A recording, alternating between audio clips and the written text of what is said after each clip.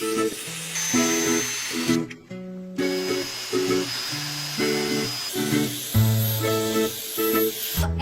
I impressed?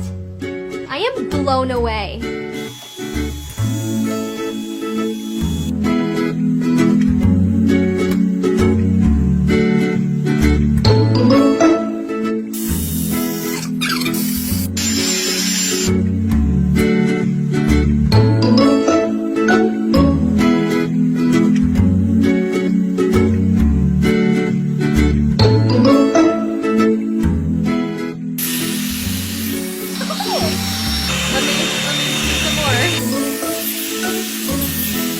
This is just easy to use. So if you struggle with the blow dryer and round brush, I recommend giving this a try. Like I said, you can't go wrong.